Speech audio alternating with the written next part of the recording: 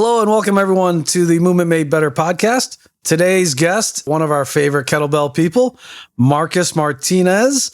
So Marcus, I'll turn it over to you if you want to give listeners a little background on yourself, please. Where do I begin? What got me to be the kettlebell guy is I fell in love with kettlebells years and years ago. I started a kettlebell gym. I started everything about social media. I was putting stuff on YouTube back in 2008, which I am beyond embarrassed to go back and look up, but I will sometimes and be like, I cannot believe I posted that. But there was nothing else out there really. You couldn't find stuff on social media. So I just started posting stuff, started posting workouts, created workout programs. I just saw the efficacy of this tool, and that from a gym owner standpoint, it was phenomenal because I could get big groups of classes. I could do, I didn't have to have a lot of equipment, so it was definitely cost effective.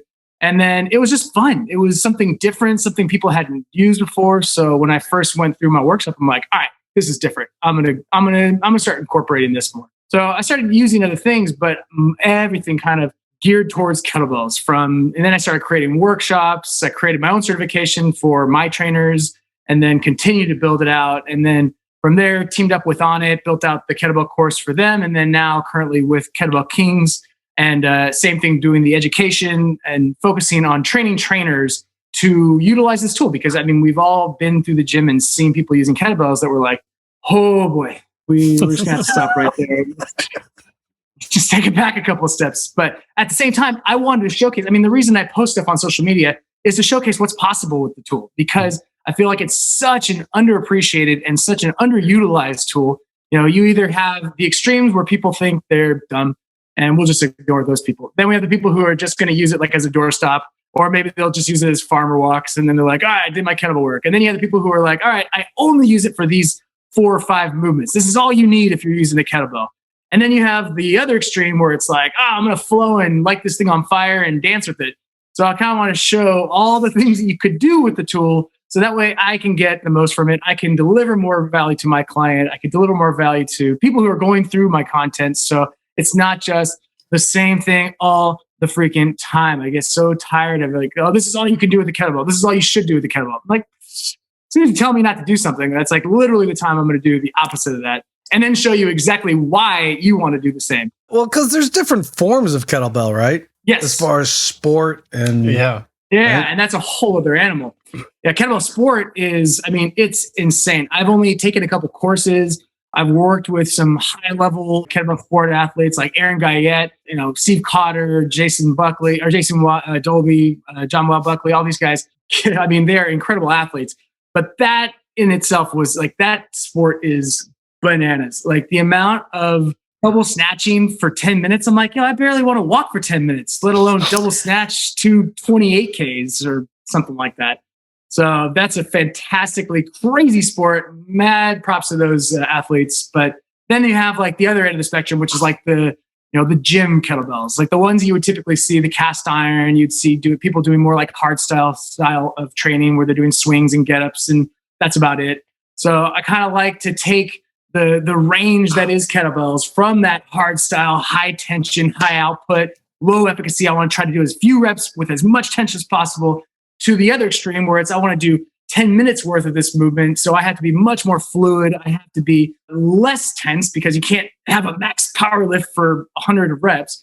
So find that kind of middle ground where I can kind of tap into fluidity, tap into some high tension, high output, and then kind of get the best of both worlds, and then just kind of explore that range in between. So people got so black and white with this thing where it was this is the way you do it, or this is the way you do it. And then what I realized, having clients come through my gym, there were a lot of people that could give two what's about if they were able to press half their body weight or do a get up. Mm-hmm. So how could I kind of match it to my client, match it to my own workout based on where I'm at in that training session? So it's not just treating everything like a hammer, or that it needs a hammer. Yeah, that kettlebell sports style is brutal, man. I did a workshop with Valerie Fedorenko in 2007. Yeah. So I did that first. And then in 2008, I did the RKC with Pavel. So you had the two completely different styles. And I was like, okay, well, both are really good. It just depends on what your ultimate goal is and what you're trying to do. And it's funny because both would tell you that their way is the absolute best and the only way to do it. And it's That's not how it works For with sure. people. Like most people need to have that variation, unless you're planning on, tattooing a certain company's name on you, or you're planning on competing in worlds. Like if you're not going to be in either of those extremes, then you can absolutely dabble in between. Because one of the biggest benefits would be the kettlebell is great for teaching people how to move with load. Totally. Absolutely. I mean, I had older clients who I wouldn't ever think to put a barbell in their hands, but I would give them a light kettlebell because we can still incorporate a lot of the same mechanics in terms of timing, in terms of full body exercises, in terms of kind of passing through multiple movement patterns or ranges of motion. I can do that with a kettlebell in a very, very light way, because a lot of people are like, oh, you start with body weight. I'm like, well, what about my client who's 250 pounds? Like, I'm not going to have them do squats and lunges and presses, but I'll have them do 2-hand cleans. I'll have them do overhead presses. I'll have them do, racked marches. I can have them do things where we learn a lot about how to incorporate a lot of trunk tension. And that's one thing that that was one of the best carryovers from kettlebells that I was able to utilize with like kind of an everyday client. Lots of high tension stuff, which I loved from some of the stuff that I did throughout the RKC. And then just stuff that was like, okay, my clients are in pain. They don't have really great range of motion. How can we still get a great workout? Okay, let's do a lot of tension, and then let's move as little range of motion as possible and just kind of increase it as we go. So that way they stay as safe as possible, but we're still utilizing some weights and not just, the pink bells. Not that they're pink. It's typically the 8K. No offense to pink bells. It's like I'm gonna color the 48K, the 106 pound. I'm gonna paint that pink, so that way that's like the new trend where it's the 100-pound bell is the pink bell. Oh, then you need to paint the pink one gold. Just to really mess with people. Yep. Okay. Well, it's kind of funny because guys, when you tell them, hey, grab the pink kettlebell, they're like, I don't want to use that one, just simply off the color. It's kind of funny when they do that. You get a lot, actually. When I was young and stupid, I never used the light bells. I was like, oh, I want to go heavier. I got to do half body weight press. I got to do all this stuff. And then as I got older and not as stupid, but I would start using the 8Ks and the 12Ks to juggles and flows, to even just conditioning. It was like I totally bypassed the 8, 12, 16 straight for like, I got to go 24s, 28s, 32s. That helped me build strength, but it was also, there was so much I was leaving on the table. That's why for people getting into kettlebells, the question that literally pops up every single live I do is, what weight should I do? I'm like, would you ask that about a dumbbell? Like, would I be like, what dumbbells should I get? Be like, as many as you can. What do you mean? There's a time and place for each one. You can incorporate, multiple weights into your workout. So stop thinking kettlebells, they did a great job of marketing kettlebells as like a standalone tool. You just need this one thing. Take it to the park, take it to the pool, take it wherever you want. And I'm like, okay, that's part of it. But, if you want to get the most benefit from kettlebells, you're going to want at least a few different ranges, a few different weights. Yeah. This, like you said, learning the technique of how to manipulate a kettlebell in and of itself is such a huge task. Part of what attracted me to it was that it was simpler than a barbell in certain ways, and not simpler. It was just more. Barbells were out of my wheelhouse, so I felt more comfortable with kettlebells. The ability to do unilateral work versus having to coordinate a bar when most people don't have the range of motion to even squat body weight, let alone to have a bar front loaded in that wrist extended position. So I felt it much easier to get into kettlebells. I had much easier to control and manipulate the weight. But there's so much technique that gets overlooked when you're watching a video. And at the time, looking at pictures, where I'm looking at magazines and pictures of people doing kettlebells, and you see the kettlebell on the ground, and then you see the kettlebell in the rack position. You're like, all right, cool. There's a lot missing in this. But even in the video, you can see it, and it still doesn't make sense. You can still be like, okay. Like, I love getting people who don't know anything about fitness commenting on fitness and like, oh, that's all back. I'm like, all right. That's some technique to work. Do you find there's a big intimidation factor with new clients towards kettlebells, or are they pretty receptive to them? No, I wouldn't even say intimidation. It was more of a curiosity where it was like, the heck is this thing? Like when I started kettlebells, I had kettlebells in my gym in 2008, 2009. And at that point, CrossFit was just starting to emerge, or at least starting to get popular because it was through Reebok. So people before that were just like, you only knew them through CrossFit, or that was it. So there was definitely this like, what the heck is that? Like, what do you do with this? It's a cannonball. The amount of times I heard cannonball when I would take it to the park or something, I'm like, when have you ever even seen a cannonball? Like you don't even know what a cannonball really looks like. But that was the main kind of hesitation people had, was like, what is this? I don't even know what to do with this. So as soon as we broke it down and just simplified it into, all right, let's just learn the basic positions. Let's just learn getting the rack position. Let's learn the bottoms up position. Let's learn just letting the bell hang. Let's do walks. Let's do overhead walks.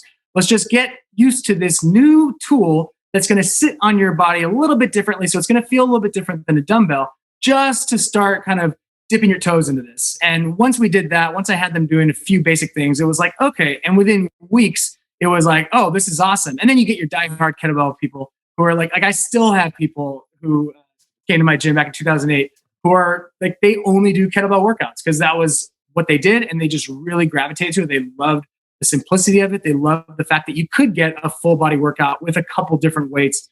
They dig it. So once they kind of got past that, like, what is this? Then it was pretty easy. I know, like, a lot of people, we got the Apollo style that's got the small body and the big handle.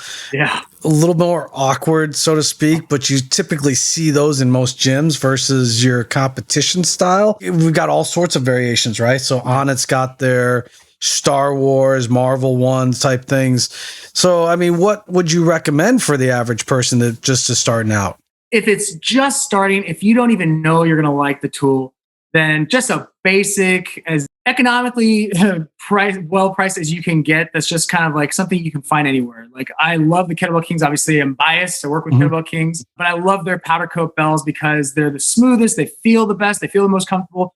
But if you know you're gonna like kettlebells, or you're like, I know I'm gonna get at least a few things from this, I recommend going competition bells with a big colorful one there, where they're all the same diameter. So it's designed for competitors because they're going to sit in the same spot. So that way, if I'm training with a 12K or 28K or a 48K, it's always going to sit in the same spot. Because of that wider diameter, it just sits more comfortably on the forearm. Everybody that uses competition bells, at least single bells, they always prefer that versus the other one. Because of the smaller diameter, it just feels a little bit, it feels like it's heavier. It's like rubber plates versus weight, like metal plates. Like metal plates always feel heavier, even if they're both 45 pounds for whatever reason. They feel like that with the kettlebell. But the competition bells are my absolute go-to. They just feel better, look better. I mean, they look cool. Look at that. Well, and then your technique never changes, right? As you go up through all the weights. Because if you're using an 8K, powder coat, and then you go to a 24K, or even if it's just a couple different jumps, going from a 16 to 24K, that's only a couple jumps, but it'll feel significantly different. And then the handle will continue to get bigger and bigger and bigger. So for my female clients, when they were getting really strong, when they're swinging the 32Ks and the 40Ks, it was way more awkward for them than when we were doing that with competition bells. The handle position is really important. And I like the uniformity with the competition is because the handle doesn't change. So I think what's interesting is people kind of, when you're trying to teach them how to hold it and showing them that angle between the thumb and the index finger, they're kind of like, huh? So just getting them comfortable with just sitting that in there, because people are always like, that just feels weird. Yeah, or even just the bell on the forearm. That feels weird to people the first time they put it on there. And with the comp bells, it just, when you're using a light bell, it's like you don't even feel anything on there at all compared to the same size or the same weight in the powder coat. Would you recommend, let's say for an older demographic, or let's say someone who has a skin condition, easily bruises, would you recommend the sandbag style kettlebell or something that's less? No. Only because for new people, what I would recommend to that person, I had a number of clients like that who just didn't like, even when they felt good, their technique was great, they never liked the feel of the kettlebell on the forearm. The simplest solution was just getting a wrist guard or getting a wristband and putting like an old hotel key card or something like that in there. Because then it was malleable enough that you wouldn't lose the feel of the bell, but it was support enough where you're not going to get that same feel of the metal on the skin. I don't love the sandbag bell. I've tried them a couple times. The problem with that is you give people get a false sense of security. So they're like, oh, I can do this all day. I don't even feel this thing. And they only really go up to, I've never seen them heavier than 44 pounds, which is as much as most people need. But that was one thing in my gym. Like, I wasn't the guy that was like, we're going heavier. But I'm like, we're going to go heavier. So I just found one of those Facebook memories of one of my female clients doing goblet squats with a 40K. And I'm like, yes, I love that, because there was nothing more confidence inducing as building strength. When you got stronger, everything just felt better. You felt great. That's where I think some companies have done a great job of marketing that and focusing on strength and making strength kind of the keystone to their training. But if you don't move well, if you're not incorporating condition, if you're not working different ranges of motion, then all you're doing is creating this potential for repetitive use injuries if you're just doing the same thing over and over with the sole intention of getting stronger. So that's where I love with the kettlebell, and going back to like what I like to showcase and what I like to teach is how can we incorporate this tool in a number of different ways. So intensity isn't just in chasing reps, chasing numbers, but it's not just in how can I work as fluidly as possible and feel as good as possible. It's like, let's kind of blend those two so we can get stronger, but we can move really well, and we're staying injury free, and we're able to do this for as long as possible. I want to do this from now until the day I die, minus the stupid 200-pound bell. So in your courses, are you teaching, some more dynamic movements with lateral movements, rotational movements, as opposed to just keeping it to the basic swing, clean, snatch, get up? So it's so important to go through those. And, my training started with the fundamentals, just as anybody who is even a kettlebell sport athlete, they started with the fundamentals. They learned how to swing and clean and snatch the bell. So I definitely have those fundamentals in there. And then just how can we kind of sprinkle in some rotation? I think rotation is one of those things where it's like all or nothing. My sport doesn't require it. Like if I'm doing CrossFit, like can't quantify that. Or if I'm doing powerlifting or anything else, you rarely see people adding in rotation. And then in the kettlebell world, for whatever reason, even though this tool is so perfect for transitioning between movement patterns, transitioning from positions, from levels, I mean, it's literally designed, it has a handle for that reason. And we're just like, I guess I'll just swing you. So there's so many things you can do with this. So that's why with my course, even in the fundamentals, I start to incorporate rotation. And then in my advanced course, I go well into rotation, and then I dabble into flow. And flow to me is one of the main things that sets the kettlebell apart. Like if I'm just going to curl and deadlift and press the bell, I might as well just do that with dumbbells and maybe incorporate kettlebells here and there. But with the kettlebell, it's designed to be transferred from hand to hand. It's designed to be swung, to be moved ballistically.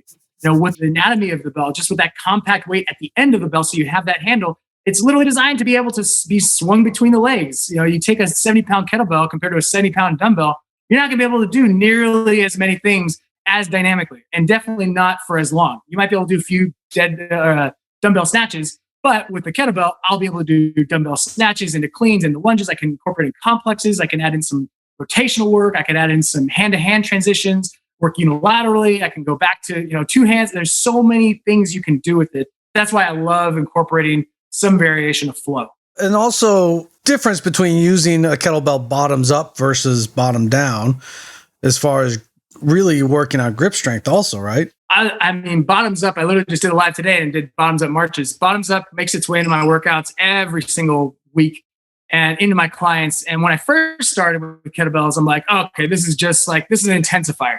All right, this feels easy. Now let's make it harder. But then I realized this was such a fantastic teaching tool from a pressing standpoint, because it's now setting my shoulder into the proper position. Now I'm not shrugging while I'm pressing. I can't get my forearm outside of a vertical alignment. So when I press, I'm going to be able to integrate my lats and my upper back better versus just trying to press whatever weight I have and using a lot of lateral flexion as I'm doing it. Like, it just is a great way to increase the overall tension of the stabilizers of the shoulder, tension through your hand, increase irradiation. So it's a fantastic teaching tool. And then to incorporate it for something a little bit more dynamic, like walks, or walks at different levels where you got bottoms up on one side, overhead on the other side, or hang on the other side. So there's so many different ways that we can incorporate what would just be kind of, all right, rack walks, let's go. And if you're not understanding, bottoms up just means the kettlebell's literally upside down. Yeah. If only there was a kettlebell in here, I could show that. A quick demo there. Yeah, I found that bottoms up kettlebells is a great way to teach or, figure out your bent press too. Yeah, totally. Because it teaches you how to sit into that lat. It really helps to press the scap, so you really engage your upper back. So everything just gets nice and tight. So then once you're in that position, now it's super easy to rotate if you're going to do bent presses, or even just press and learn how to not press from your front delt, where you think like, oh, I'm just pressing from my, my anterior delt. It's like, no, you want to incorporate all that musculature behind, it's an antagonistic muscle. I mean, you don't think it's working because it's technically relaxing, but if you use that as support, which you will learn with that bottoms up position, it just gets you so much stronger. And it also helps you engage more musculature. So you feel like you're getting more work done with lighter weights. Now, to the average person, I think they kind of think that kettlebells are like a new thing to the industry, huh? Even though it has a deep, deep history. I mean, they've been around, as far as we know, hundreds of years, all through Russia. From what I understand, I heard it was a way to measure weights or measure things, measure grains, I believe it was. Mm-hmm. So they use it on farms, and that was kind of the way that we can be like, okay, this is that was three pood, that was 17 pood, or whatever. But then at some point, I'm not quite sure when they got into, I'm very interested to find out what that in between step is. From they're out there on the frozen tundra to their, all the old school strong men and women of the 17 and 1800s. That like in between, I want to know the first person that was like drunk enough to be like, I dare you build that overhead. And it's like, oh, Vlad, all right. And he picks it up and he like breaks his arm. And then the next guy I want that history. I want that section right there. Well, there's so much from the Eastern Bloc countries that we just haven't been exposed to still, just from a historical standpoint. I mean, there are some really strong people everything was kept under wraps. They didn't want to share it. Yeah. Really, I mean, it's just it's the stuff that's coming out now that we're getting exposed to. I was showing him a video of this old performer named Valentin Decool. I don't know if you've seen him before. Oh, yeah. Where he's juggling 80-kilo kettlebells, throwing them up in the air and then putting a cannonball on his back. In the air, catching it. It's just insane. So you're allowed to do that if you're wearing a unitard. You can really do whatever you want. Every now and then you'll see somebody comment this because social media has got lots of opinions, but you'll see somebody, commenting on somebody doing flips or someone doing, different kind of flows with a kettlebell. And even if they're not that heavy, you think like, all right, this is going to feel significantly heavier. This is going to be far more challenging than just curling this bell. I'm not saying curling is wrong. I'm not just saying there's a difference here. So if I start utilizing momentum, if I start bringing a 24K, a 53-pound bell from overhead and let it drop, now just through gravity, just through that acceleration, that mass is going to feel significantly heavier. Mm-hmm. Now I combine that with decelerating the weight and not just dropping it like I would with a barbell. So now my body is having to decelerate that load and then rebound right up into a snatch or into a swing or to whatever. So this weight is going to feel significantly heavier multiple times. Now combine that with the hand-eye coordination of flipping it, of doing something else. There's so much more to it that is so much more challenging than it looks. And then for anything, we have to look at risk reward ratio. People will look at me flipping and they'll be like, that's stupid. I'm like, for you, if you still call it a kettlebell, then yeah, but I have thousands and thousands and thousands of reps, under my belt. So this is easy. I can literally do this with my eyes closed.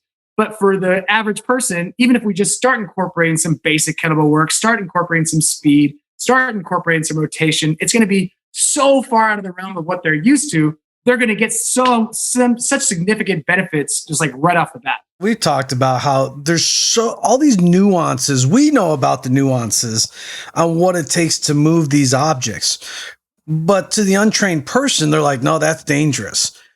But it's about and yes, to the average person, if you don't understand these nuances, it can be. But you have so much that you have to learn about how to manipulate these loads. And that's why those fundamentals are so crucial. And we want to make sure that we have those down. We have the basics down. I don't, whether you have to do super high tension RKC style, or if you want to do something a little bit more fluid, but understanding the basics first and foremost, and then just understanding how to move your body through space. Most people don't even know how to do that, let alone swinging a weight or, moving a weight all over the place. So that's why, I always try to take it to as simple as possible. How can we move this weight with as little range of motion? Then we can just keep expanding it and then increase the speed as we go. So that way someone is very, very safely going to be able to pick up a kettlebell, then be able to snatch it within a couple weeks. Do you incorporate the kettlebells in your warm-up, or is that warm-up a completely kettlebell-free type of thing? So my warm-ups will vary. I mean, I'm still old school. I loved Pavel's old, joint mobility drills. I still incorporate those all the time. Neil, I know you know what I'm talking about with those. Yep. But with the kettlebell, the way I started incorporating that to my warm-up was as flow. So I would literally take an 8K, a 12K, something extremely light for me, and just go through as many different ranges as possible, because it's not going to tax anything excessively. I could wake up 4:30 in the morning, I can grab an 8K and start flowing with it and not hurt myself. So I love doing that because that just wakes up my nervous system in a very safe way. It wakes up my grip. It gets my heart rate up. and it allows me to kind of see where there's some sticking points. So after I've done a few minutes of mobility, just, specific joints, I'll go into that kind of flow for a minute, 2 minutes, sometimes 5 minutes with a light bell. And that's perfect. And that, for someone who's more technically sound with the kettlebell, totally recommend using flow in that regard. Because people will see flow and they're like, that's stupid. I'm never going to do this. I'm not going to light the kettlebell on fire and dance with it. Like, you don't have to. Use it as your warm up. This could be your primer before your, 1,000 snatches you're going to do. Yeah. So to get that active range of motion versus just a stationary static range of motion, right? Absolutely. Yeah. Because that's got way more build carryover. All these connective tissues and different ranges of motion. So. And that's just fun. Then you can start incorporate that stuff later. And it's absolutely going to build the connective tissue that people don't realize that doing ballistic work, what it does. They just they see ballistic work as, okay, I got to do this in very, very short reps, like plyos. Okay. Or I have to do this for lots and lots and lots and lots of reps so I can, build up my tolerance and burn a lot of body fat. It's like, well, okay, hold on a second. Let's see what you're capable of. Let's see what your body can do. And then let's just kind of break it up or, build up to it. So we're not just doing as much as humanly possible. I would assume you're recommending that you're programming loads as far as percentage wise, the same as someone would with a barbell or dumbbells. No, I don't really do that because I've gone through programs where I've created much more set percentages that I would want them to use with a weight and be like, okay, you have to be able to do this number of reps with this number of sets. But I started to kind of gear into more intuitive style where we can have, light, medium, heavy, but we're focusing more on what your body is capable of that day because we lock ourselves into, and I'm definitely not knocking on having a program. Obviously have a plan, have a program, but I feel like we have so much abundance of structure, but not enough chaos, not enough flow. So with my programs, it's always going to I'll go through different ranges, different rep ranges. I love incorporating low reps. I love incorporating high reps. So I definitely stay away from percentages just because so many people get locked into that. Like, okay, I have to hit this percentage, even if I feel like crap and I slept like crap and I drank a ton. And the next day it's like, I got to hit this number of reps with 85%. It's like, in the long run, is that going to benefit you? I'm not training powerlifters. I'm not training Olympic athletes. Do you need to focus so much on the minutia of those rep speeds versus can we get stronger? Can we move better? How can we progress without necessarily just going heavier? How did you have better fluidity in that movement? How did that movement feel compared to the last few times you've done it? How did that weight feel with that same number of reps? Did it feel significantly easier? Whatever it is, I want to look at a number of other variables versus just do this for this many reps every single week and then build up, deload, build up, deload. It's like that's not how I train. That's not how most people enjoy training. So how can I kind of create a balance of those? And that would institute more of an overall body awareness for the user then, and get him or her to understand themselves a little bit more or a little bit better. I love the concept of be your own mad scientist. Like you are constantly experimenting. You could take the best plan, literally custom built for you. And that person is not doing it for you. So you are the one in the gym, you're in the lab doing the experiments every single day. So you have to create as much awareness as possible to how you're feeling, to how exercises stimulate different muscles for you, how different rep ranges work for you. Do you enjoy higher rep work? Do you enjoy lower rep? When does your body feel the best? I love having these different programs, and it's important to have these programs because then you have this something to work off of. But people take too much power out of their own hands and give it to a random person, including me, online. It's like, no. I should just guide you. You are the one that has to actually go through this and make sure that this is exactly the plan that you need. That's tough though for a lot of people. They want to be spoon-fed everything. The amount of times people say, well, just tell me what weight you want me to use. And I'm like, bro, I don't even, you're a comment on Instagram. How the heck am I supposed to know that? Even with custom training, there's still this level of how can I get somebody to kind of learn how things, their body, how things feel. And from there, then we can go into more and more fun stuff. So we see a barbell behind you and some dumbbells on the ground. I know. How often are you using those? Are they just a complement to what you do with the kettlebells? So we're going outside. We're closer to the Wi-Fi and having a little, make it a little bit better. Yeah. So actually, I use barbell training quite a bit. I use dumbbell training a lot. Because I have kettlebell exercises on Instagram, people automatically assume, oh, you just do kettlebells. That's all you do. And I'm like, okay, so here's anybody that gets so caught up in just, this is the only tool, just run away from that person. That person is not, run away from them. With that said, I use the barbells probably twice a week. I use my dumbbells all the time. My first love is dumbbells. I absolutely love dumbbells. I should have started dumbbell exercises because those are I just always have loved dumbbell training. I've always just gravitated towards it from the ballistic standpoint. If I was doing, cleans and snatches, or if I was just doing like traditional bodybuilding type stuff, always loved dumbbells. Well, because it gives that unilateral ability. And that's a big thing, is because most people have one side that's a little more deficient than the other. Absolutely. And and that's the thing, that we get so locked into barbells as like, this is the way you get stronger. The strongest shall survive. I can only use barbells. And I'm like, well, hold on a second. That's just one way to do things. And like you said, there's so many imbalances on people that we would probably be a lot better to incorporate more unilateral work to weed out those weaknesses. So we're not just adding insult to injury by putting more weight on the bar just because, I want to look cool. And because that's a big thing, because ultimately long term, you're going to take 4 or 5 steps backwards ultimately, instead of progressing forward like you're trying to aim for. Oh, totally. I think about when I used to do that when I was young and dumb, and I would just try to pick up weight off the bar, pick up weight off the ground as many times as I could, as heavy as I could. Like, oh, I got to get my deadlift up. And then all of a sudden something wouldn't feel right. I'm like, wait, what's going on? Had I just taken a step back, incorporated some more unilateral work, been smarter with my rep ranges back when I was 18, I wouldn't have those setbacks where I would take, like I said, 3 steps forward, 5 steps back. It's like the gym is riddled with people who are either taking 0 steps or taking 3 steps forward, 4 steps back. I think that's one of the beauties of kettlebell work, is you're doing, you're able to kind of balance out both sides, or you're able to see the deficiencies of one arm, coordination, strength, speed, whatever you're looking for. Oh, totally. Even just taking something as simple as an overhead walk or a racked walk, you can start to see imbalances through their gait. You can see imbalances in their hips and their shoulders, everything. And now we're doing it in very, very safe context. So now we can build up on that, or we can say, okay, you're going to need more mobility on this side. So let's focus on mobility on the side. Then we'll focus on strength. Then we'll focus on, all the other stuff. But rather than just kind of a one size fits all right, pick up a bar. And I know it sounds like I'm bagging on bars. I love bars. Yeah. I absolutely love bars. Yeah, I think we're not bagging on anything. We're just saying there's more than one option, right? And I think it's like you said, I think people just want to take that one little snippet and say that's what they believe in. And you're like, no, there's in the whole context of things, it's another tool, but there are always other options to choose. It's always so funny to me in the fitness world how people want to conform into this thing and then at the same time not be told what to do.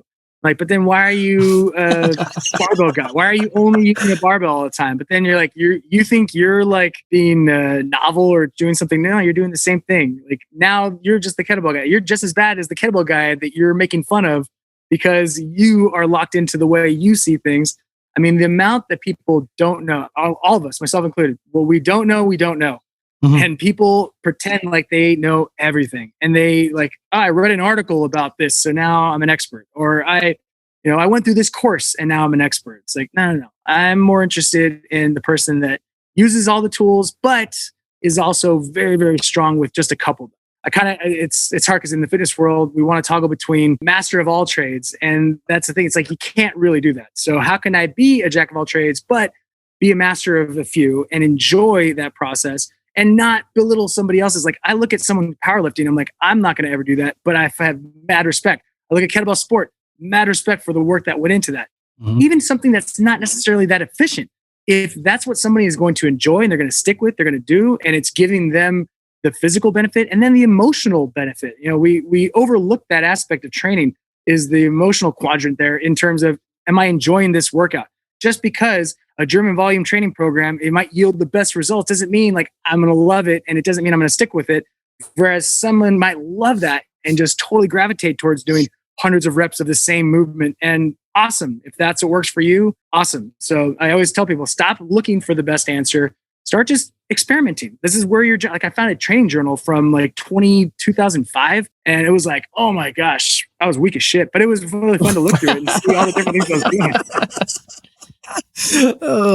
I think what I love about kettlebells too is it's a great tool for cardiovascular conditioning. As much as I bag on people saying it's just for cardio, because that is also what people say, like, oh, kettlebells are just for cardio. And then, you look at certain people on social media that are literally cleaning a 200-pound bell, and I'm like, okay, yeah, that's just cardio. But because of, like I said, the anatomy of that bell, because of that ability to kind of flow between positions, it lends itself fantastically for doing high rep ballistic exercises, for doing complexes, for doing flows.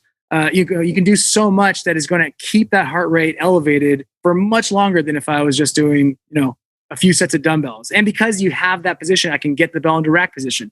That's going to be more comfortable than having a dumbbell in that rack position. But it's going to be, even if I don't put it down, even if I just rest, that's still keep my heart rate up versus having to put the weight down. So it is awesome for conditioning. I mean, I definitely can't argue that. I think the one thing that I think is awesome also about kettlebells is when you learn how to actually dynamically, ballistically throw that much weight around, you're going to be one strong son of a bitch. That was my favorite testimonial because I trained a handful of fighters ranging from a couple of UFC guys to a lot of grapplers. I had a really high level wrestling school here with Eric Paulson, CSW, and I had some incredible athletes coming out of there. And as soon as they started incorporating, and these were all strong dudes, like they were not weak at all. But as soon as we started incorporating even light kettlebells, a couple guys would just be using 35-pound bells. And these were dudes who were 180, 200-pound guys. But just from using the 135-pound bells and getting stronger through those ballistic exercises, doing the bottoms-up walks, doing snatches, and then getting comfortable in uncomfortable positions. So doing things like bent presses, like windmill, things that would challenge their range of motion under load, challenge their positions. So that way now they felt so much more confident in their workouts. So it wasn't just a matter of, okay, you built strength. You also built more range of motion, more, just the ability to move better. Combine that with strength in these positions where most people are weak. Now you're going to feel significantly stronger. And even the strongest athlete doesn't realize how little they actually use their trunk, how little they use their glutes, how little they use their core, not just their six pack. Mm-hmm. So as soon as they start incorporating that and mastering that through high repetition swings and snatches, now we're also mastering that blend, that marriage of fluidity and tension, which is every single fighter. I mean, you have to constantly toggle between tense, fluid. You can't just be high tension the whole time, and you can't just be fluid. So being able to go back and forth so seamlessly made them stronger at the right time. Yeah, and they know how to initiate it at the right time, right? It's being able to access it when they need it. Yes, totally. And it's interesting because you always get that, it's like you said with the athletes, they're like, ooh, I'm sore in areas that I haven't experienced that before. I always love that. It's like, it's a place I've never experienced. Some people I'm like, yo, that's your glutes. Like, have you never been sore in the glutes? Like, my hamstrings are sore. I'm like, well, okay, that means you never do anything. But for, the athletes, all of a sudden they're like, oh, my adductors are sore. Like, and then we didn't do a bunch of side lunges. So like, why is that? Like, okay, well, now we're incorporating swings. You're incorporating, speed. You're incorporating tension through different areas at different times than you've ever done before. So now you're going to engage musculature you've never engaged at different times. So, and also just through their backs, realizing how weak people's backs are. That was a big eye opener with kettlebells because so many people was like, okay, they had strong biceps, strong shoulders, strong legs, whatever, but their backs were so weak. Even people who deadlifted. If we were doing a bunch of swings, it was interesting to see people who were strong with the deadlift, but weak with a certain number of swings because it wasn't necessarily about strength. It was just about muscular endurance. So if they became more and had better endurance through those muscles, they were able to access that more during those strength sessions. And it just kind of blends between the two. So that's where I went away from purely strength. Okay, well, how can we incorporate other things so we can make a more well-rounded athlete? Yeah, and that'll transition and transfer way better to the field of play. I think that's a huge aspect that people are kind of overlooking.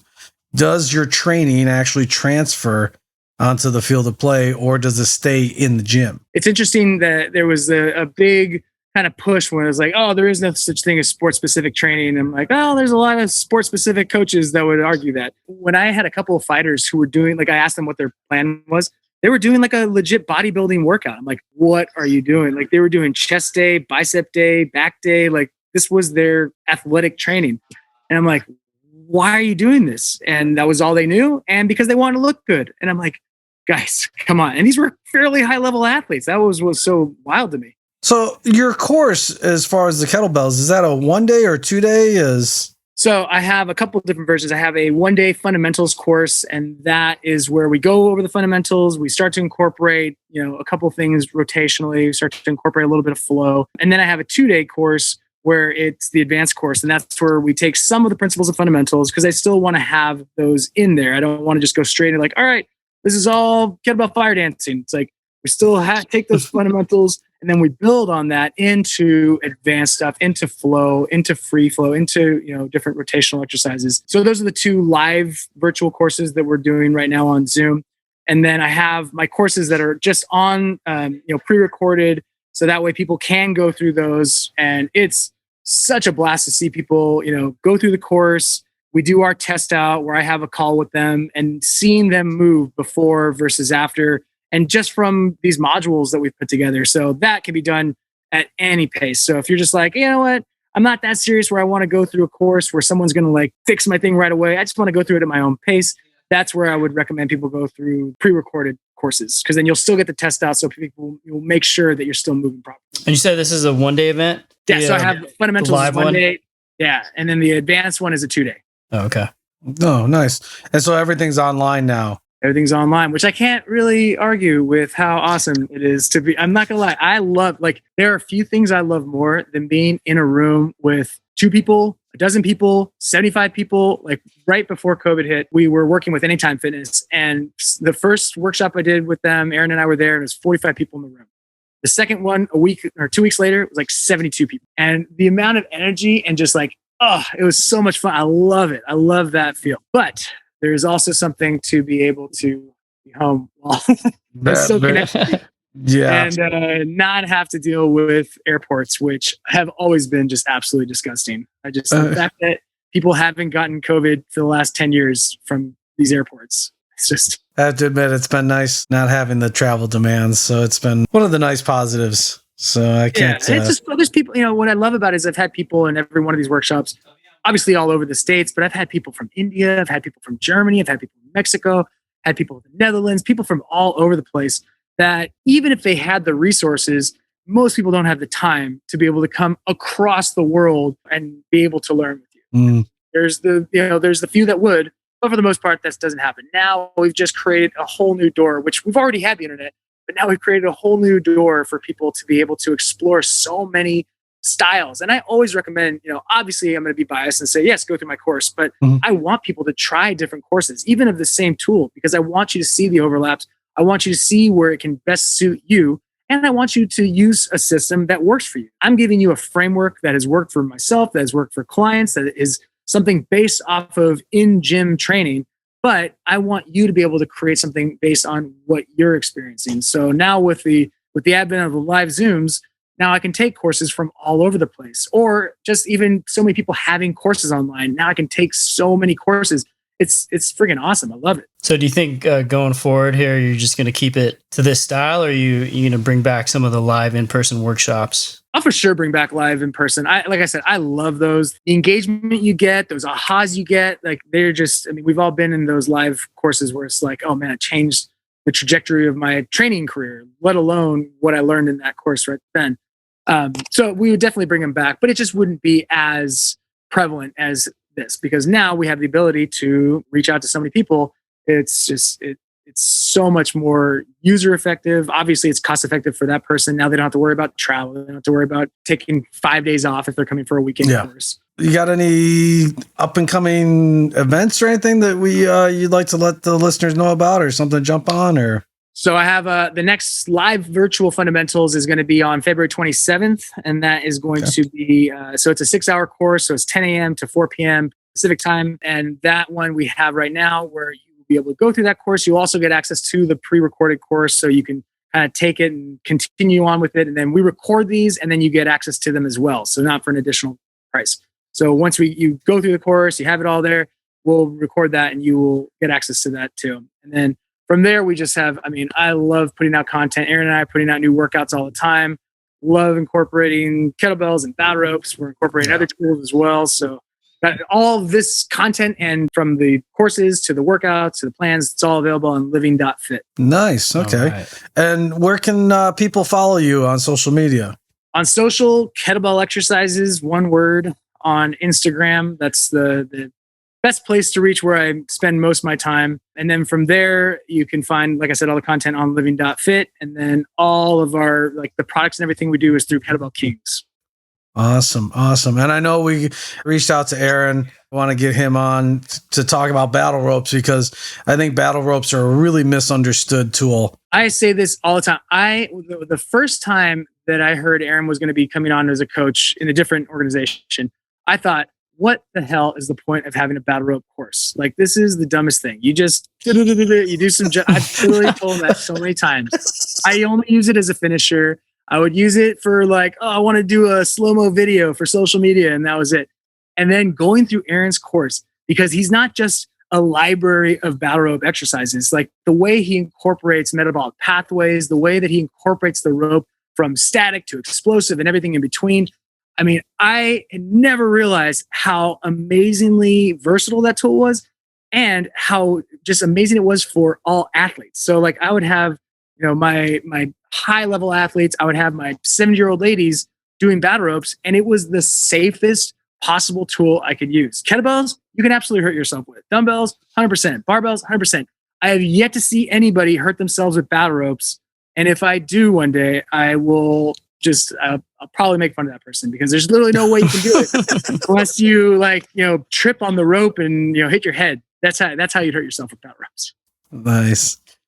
Well, thank you for coming on, brother. It's always good to chat with you, man. And we'll have you on again sometime down the road, and we'll chat some more about kettlebells and give the listeners some great information on that. So thank you very much again. And to all the listeners out there, thank you for joining us. And until next episode, be good to each other.